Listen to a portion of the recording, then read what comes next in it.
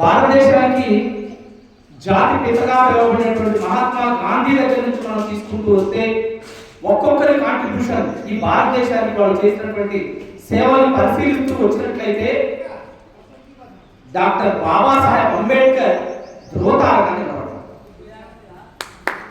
ఎలా బాబాసాహెబ్ అంబేద్కర్ ఎలా ధ్రువతారగా నిలబడ్డాడు ఏంటి?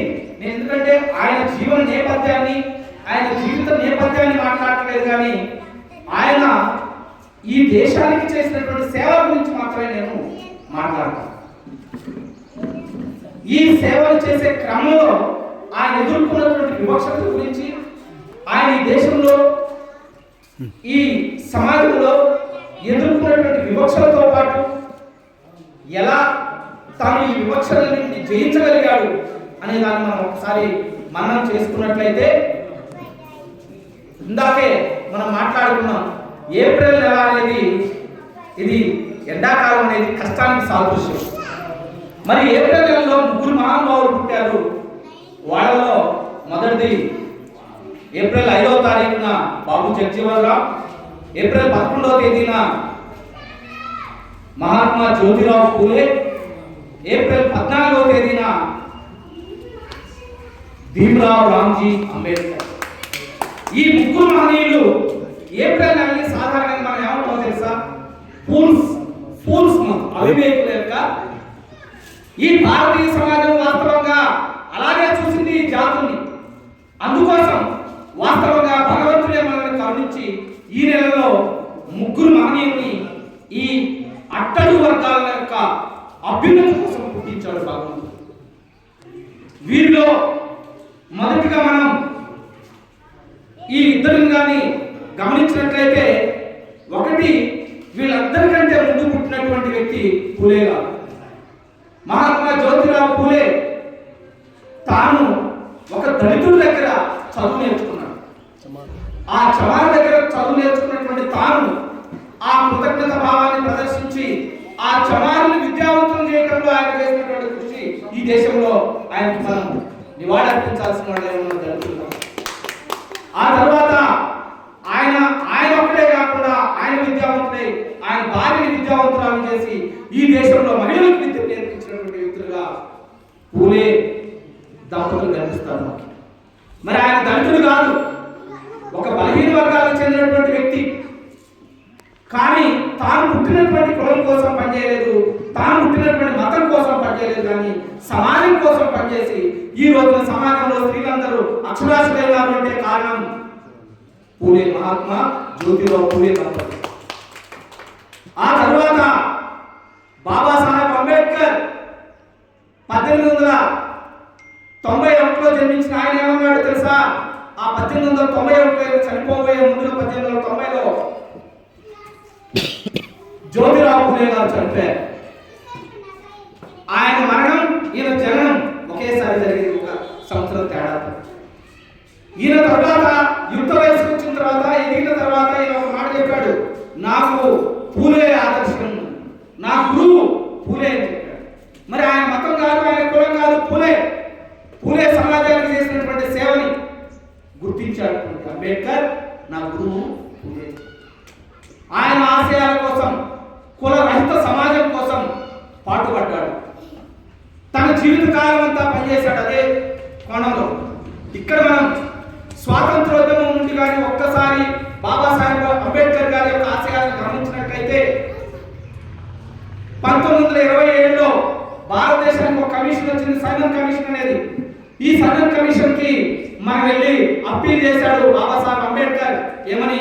ఈ భారతదేశంలో దళిత వర్గాలకు సంబంధించినటువంటి ప్రజలకు కనీస మానవ హక్కులు అమలు కావట్లేదు ఈ దేశంలో, కాబట్టి కనీస మానవ హక్కులు అమలయ్యే విధంగా చూడండి అని చెప్పేసి వాళ్ళకి విజ్ఞప్తి చేయడం జరిగింది. ఈ సందర్భంగా 3 రౌండ్ల సమావేశాలు లండన్లో జరిగాయి. దేని గురించి అంటే భారతదేశంలో ఉన్నటువంటి ప్రజలకి ఏ రకమైనటువంటి హక్కులు ఇవ్వాలి, వాళ్ళకి రాజ్యాంగపరమైనటువంటి విధంగా ఎలా పరిపాలించాలి అనే దాని మీద ఈ సైమన్ కమిషన్ నివేదిక మీద సమావేశాలు జరిగినాయి లండన్లో. ఈ లండన్లో జరిగినటువంటి సమావేశాలకి ఏ ఒక్కదానికి ఆబ్సెంట్ కాకుండా మూడింటికి హాజరైనటువంటి ఒకే ఒక్క వ్యక్తి భారతదేశం నుండి బాబాసాహెబ్ అంబేద్కర్. ఎందుకు హాజరయ్యాడు ఆయన ఒక్కడే అంటే, ఆయన ఎవరైతే డిప్రైవ్డ్ క్లాసెస్ ఉన్నాయో, అణిచివేతకు గురైనటువంటి వర్గాలు ఉన్నాయో, ఆ వర్గాల ప్రయోజనాల కోసం మాత్రం ఆయన రెండవ రౌండ్ టేబుల్ సమావేశానికి మహాత్మా గాంధీ వచ్చాడు. రెండవ రౌండ్ టేబుల్ మహాత్మా గాంధీ పాల్గొన్నప్పటికీ కూడా కనీసం బాబాసాహెబ్ అంబేద్కర్ ని కనీసం పలకరించడానికి కూడా ఆయన ఇష్టపడలేదు. నువ్వు వచ్చింది భారతీయులు విడదీయడానికి అని అన్నాడు బాబాసాహెబ్ అంబేద్కర్ ని. నువ్వు భారత సమాజంలో నింటనీయులుగా జీవిస్తున్నావు, దళితులు అగ్రవర్ణాలు నువ్వు భేదం చూపిస్తున్నావు అని బాబాసాహెబ్ అంబేద్కర్ ఆ రోజున ఆయన తోలనాడినటువంటి సందర్భాలు కనిపిస్తారు. ఈ విధంగా ఏదేమైనప్పటికీ మొక్కవోని ధైర్యంతో బాబాసాహెబ్ అంబేద్కర్ ఈ అట్టడుగు వర్గాల కోసం ఆ రౌండ్ టేబుల్ సమావేశాల్లో తన వాదన వినిపించాడు. ఈ సమాజం అంతా కూడా మమ్మల్ని పశువుల కంటే హీనంగా చూస్తా ఉంది. పశువులు చెరువులో నీళ్ళు తాగుతున్నాయి, కానీ మేము తాగితే మాత్రం అంటరాని వర్గం మమ్మల్ని భావిస్తున్నారు. ఈ సమాజంలో బాధితులు మేము, కాబట్టి మాకు ప్రత్యేకమైనటువంటి హక్కులు కావాల్సిందే అని చెప్పేసి కొట్లాడినటువంటి వ్యక్తి ఆ రౌండ్ టేబుల్ సమావేశాల్లో బాబాసాహెబ్ అంబేద్కర్. ఆ రోజున మనకు వాయిస్ లేదు, ఆయన వాయిస్ మాత్రమే ఈ దేశంలో మన కోసం, అంటే వాయిస్ లెస్ పీపుల్ కోసం వాయిస్ ఆయన వినిపించాడు. ఆ రోజున వినిపించడం ద్వారా, ఈయన వాదనల ద్వారా 1932లో బాబాసాహెబ్ అంబేద్కర్ గారి వాదనల ద్వారా భారతదేశానికి ఒక అవార్డు ఇవ్వడం జరిగింది. భారతదేశంలో ఉన్న దళితులకి అదే కమ్యూనల్ అవార్డ్. రామ్సే మెక్డొనాల్డ్ అనేటువంటి బ్రిటిష్ అప్పటి ప్రధాని భారతదేశంలో ఉన్నటువంటి అట్టడుగు వర్గాల కోసం కమ్యూనల్ అవార్డును ప్రకటించడం జరిగింది 1932లో. ఈ కమ్యూనల్ అవార్డును ప్రకటిస్తే మహాత్మా గాంధీ దాన్ని వ్యతిరేకిస్తూ నిరాహార దీక్ష చేపట్టాడు. భారతదేశం ఎర్రవాడ జైల్లో ఉన్నాడు ఆయన. అప్పటికి జైల్లో ఉండి నిరాహార దీక్ష చేశాడు. అంటే మహాత్మా గాంధీని మరి మనం జాతిపితగా గౌరవిస్తున్నామే, మరి భారతీయ సమాజంలో, భారతీయ జాతిలో దళితులు భాగస్వాములు కాదా, భాగం కాదా అని చెప్పి ఈరోజు మనం గుర్తించాం. అంటే ఈ మహాత్మా గాంధీ ఈ సమాజంలో అణచివేతకు గురైనటువంటి వర్గాలకు ప్రయోజనాలు జరుగుతుంటే అడ్డుకోవడానికి ప్రయత్నించాడు. ఈ పరిస్థితుల్లో ఆయన నిరాహార దీక్ష చేస్తా ఉంటే మదన్ మోహన్ మాలవ్య లాంటి పెద్దలు వచ్చి బతులాడారు బాబాసాహెబ్ అంబేద్కర్ గారికి, అయ్యా నువ్వు వెళ్ళి కొంచెం తనతో మాట్లాడి ఒప్పించి నిరాహార దీక్ష మాన్పించు, పెద్ద వయసు అని చెప్పేసి మన బాబాసాహెబ్ అంబేద్కర్ గారి దగ్గరికి వస్తే ఆయన వాళ్ళ మాటని తృణీకరించకుండా వెళ్ళి గాంధీతో ఒక చిన్న ఒడంబడిక చేసుకున్నాడు. వాస్తవంగా ప్రత్యేక నియోజకవర్గాన్ని ఇచ్చింది మన కమ్యూనల్ అవార్డు. ప్రత్యేక నియోజకవర్గాలు అంటే ఏంటో తెలుసా? దళితులు పోటీ చేసినటువంటి కాన్స్టిట్యున్సీలో ఎస్సీలకి ఎస్టీలకు కేటాయించబడినటువంటి కాన్స్టిట్యున్సీలో ఎస్సీ ఎస్టీలు మాత్రమే ఓట్లేస్తారు. ఇక్కడ మిగిలినటువంటి వర్గాలకు ఓట్లు ఉండవు. అక్కడ ఏమి ఈ విచిత్రం? ఎందుకు అలా అంటే, ఈరోజు మనం చూస్తా ఉన్నాం సాధారణ నియోజకవర్గాల్లో ఎస్సీలకి ఎస్టీలకి రిజర్వేషన్ ఇస్తా ఉన్నారు, కానీ వాళ్ళు ఎవరు చెప్పు చేతల్లో ఉంటున్నారో గమనించండి. ఆయా రాజకీయ పార్టీలు ఏది చెప్తే చేస్తున్నారు.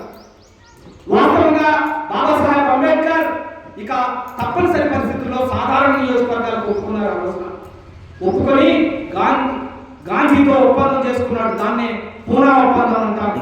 ఈ పూనా ఒప్పందం ద్వారా మరి సాధారణ నియోజకవర్గాలకు ఒప్పుకున్నారు. అంటే ఈ రోజు మనం ఎమ్మెల్యే గానో ఎంపీ గానో పోటీ చేస్తే ఈ కాన్స్టిట్యున్సీలో ఉన్న అన్ని సామాజిక వర్గాల ఓట్లు వేయాలి.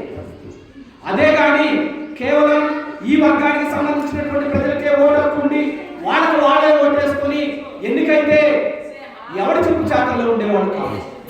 ఈ రోజున ఆధిపత్య వర్గాల యొక్క చెప్పు చాతల్లో ఉండి నడుస్తూ ఉన్నాయి. ప్రతి రాజకీయ పార్టీలో ఉన్నటువంటి ప్రతి ఎమ్మెల్యే కావచ్చు, ఎంపీ కావచ్చు, ఆయా రాజకీయ పార్టీలు చెప్పిన వాటికి లేని విధంగా వాళ్ళ చెప్పు చేతల్లో ఉండడానికి సాధారణ నియోజకవర్గాలు కారణమైంది.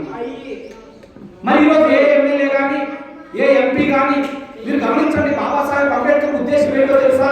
సాధారణంగా అయితే మనకి ఎవరు ఓట్లేరు, మనం ఎమ్మెల్యేగా ఎంపీలుగా ఎన్నుకోరు. అందుకోసం భారత రాజ్యాంగంలో మన కోసం రిజర్వేషన్ పెట్టారు.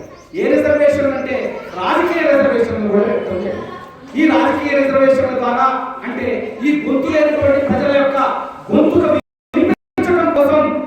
ఈ వర్గాల నుండి కొందరు